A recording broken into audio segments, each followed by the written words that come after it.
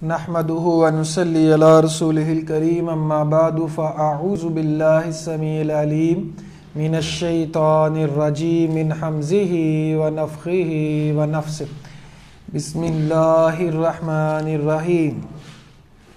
آج کا ہمارا سبق تفسیر سورۃ التوبہ کی آیت نمبر 78 سے لے کے 80 تک ہے۔ تفسیر سورۃ التوبہ کی آیت نمبر 78 سے 80 تک منافقین کی بات کی جا رہی ہے کہ منافقین شر پسند ہوتے ہیں، اپنے وعدوں کو توڑنے والے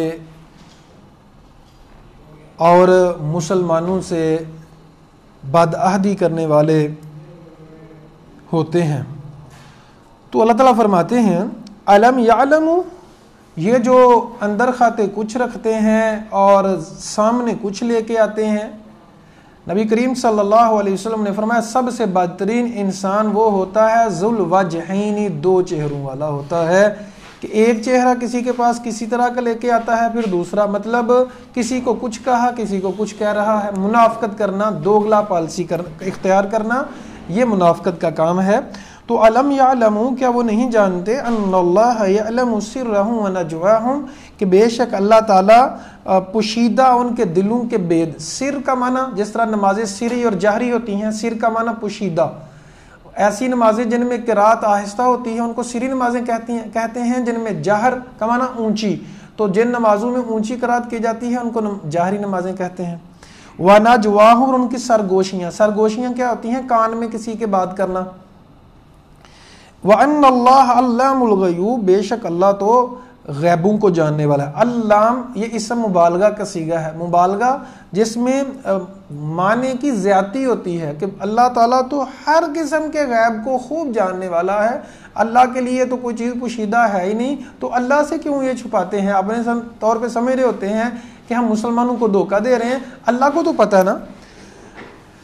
الذین یلمزون المطوعین من المؤمنین، اور وہ لوگ جو ہیں منافقین کی مزید جو بات بیان کی جا رہی ہے کہ یہ منافقین لوگ جو ہوتے ہیں یلمزون المطوعین، یہ یلمزون آنکھوں سے اشارے کرنا، تان و تشنیع کرنا، آنکھوں سے اشارے کرتے ہیں، تان و تشنیع کرتے ہیں۔ المطوعین، المطوعین کا مطلب ہوتا ہے صدقہ کرنا لیکن نفلی، طوعا یعنی کہ خوشی سے، یعنی فرض نہیں ہے، نفلی صدقات کرنے والے کو المطوعین کہتے ہیں۔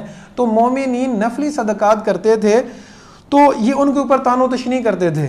پھر صدقات میں والذین لا یجدون الا جہدہم، اور مومنوں سے وہ لوگ بھی ایسے ہیں جو نہیں پاتے مگر اپنی طاقت، اپنی کوشش، صرف مزدور ہیں، مزدور لیول کے لوگ ہیں، وہ مزدوری اپنی خرچ کر دیتے ہیں، لیکن یہ ان کے اوپر بھی تنقید کرتے ہیں، نہیں پاتے وہ الا جہدہم مگر اپنی کوشش یعنی مزدوری۔ فیسخرون منہم، تو یہ ان سے مذاق کرتے ہیں۔ ساخر اللہ منہم، اللہ ان سے مذاق کرتا ہے۔ ولہم عذاب علیم، اور ان کے لیے دردناک عذاب ہے۔ اچھا، اس آیت میں پہلے تو مومنین کے دو گروہوں کی بات کی گئی کہ مومنوں کے دو گروہ ایک ایسے ہیں کہ جو نفلی صدقات کرتے ہیں، ظاہری بات ہے وہ امیر بندہ ہی کر سکتا ہے، مالدار جو طبقہ تھا نبی کریم صلی اللہ علیہ وسلم کے دور میں، ابو بکر صدیق، عمر فاروق، عثمان غنی اور بھی کئی صحابہ، عبد الرحمن بن عوف، تو وہ بہت زیادہ مال خرچ کیا کرتے تھے۔ نبی صلی اللہ علیہ وسلم نے چندہ اکٹھا کرنے کی اپیل کی، ابو بکر صدیق گھر کا سارا مال لے آئے، اور اسی طرح عمر فاروق گھر کا آدھا مال لے آئے، ایک کثیر تعداد میں عثمان غنی رضی اللہ تعالیٰ عنہ نے بھی خرچ کیا۔ اچھا، یہ جو منافقین ہیں یہ اس وقت جو زیادہ خرچ کرتے تھے ان کے اوپر تان و تشنیع کرتے تھے کہ یہ تو دکھاوا کرتے ہیں، یہ تو دکھاوا کر رہے ہیں۔ آج بھی کئی اللہ کے بندوں کو یقین کریں بڑے بڑے نیک لوگ موجود ہیں اور ایسا خرچ کرتے ہیں۔ ہمارے ابھی گاؤں میں ہماری مسجد میں کام جاری تھا، تو تقریباً 3 سے 4 لاکھ کے قریب ایک بندے نے خرچ کیا۔ اس نے کہا لینٹر سارا مکمل اس نے ڈلوا دیا اوپر۔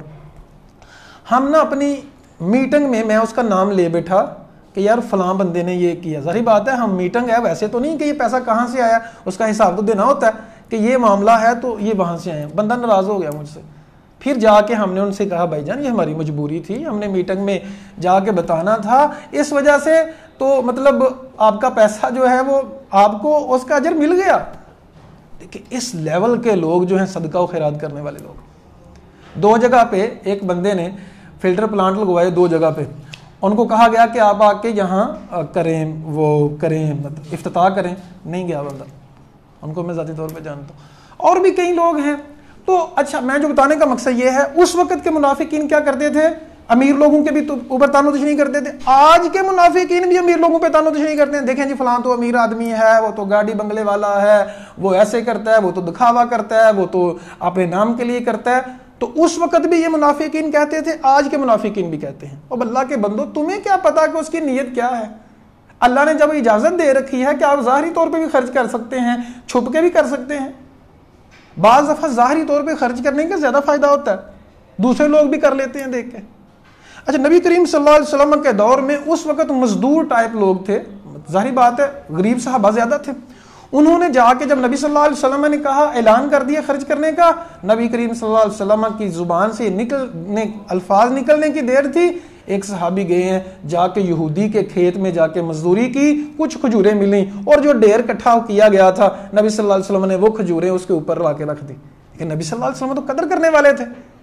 اچھا، اب یہ منافقین ان کے اوپر بھی باتیں کرنا شروع کر دیں کہ یہ عجیب بندے ہیں، کہ تیرے اتنے سے دینے سے کیا فرق پڑے گا، کیا روم فتح ہو جائے گا؟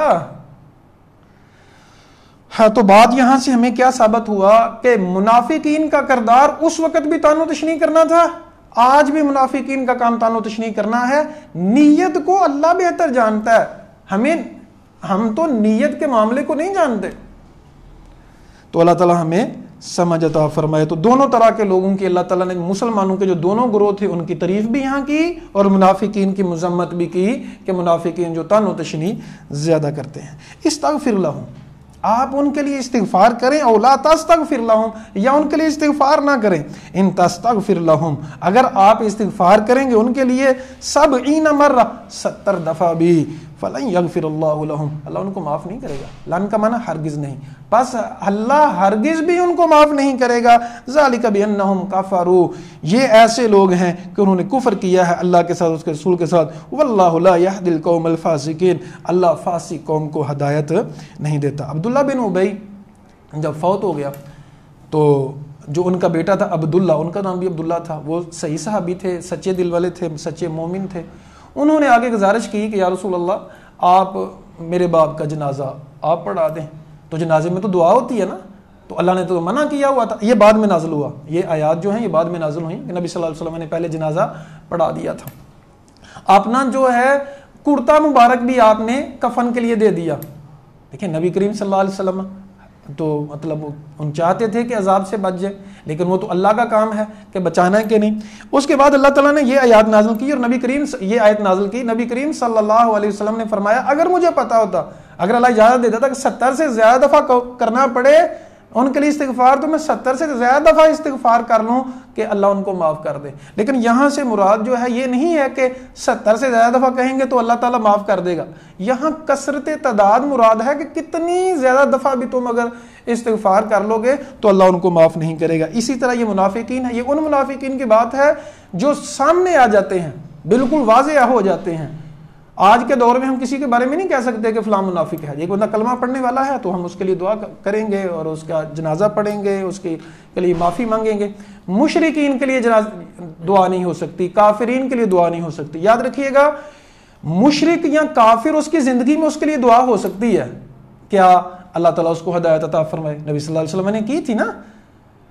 اچھا، لیکن جب مشرک یا کافر فوت ہو جاتا ہے تو اس کے مرنے کے بعد یہ دعا بھی کی جا سکتی ہے کہ اللہ تعالیٰ اس کے جو بچے ہیں ان کی مدد فرمائے، ان کو ہدایت عطا فرمائے۔ لیکن جو مر گیا ہے مشرک یا کافر، اس کے لیے دعا کرنا نبی صلی اللہ علیہ وسلم نے قرآن نے منع کر دیا ہے کہ ان کے لیے دعا نہیں کی جا سکتی۔ اللہ سے دعا ہے اللہ حق بات کو سمجھ کر اس پر عمل کرنے کی توفیق عطا فرمائے۔ اقول قولی ھذا استغفر اللہ لی ولکم ولسائر المسلمین۔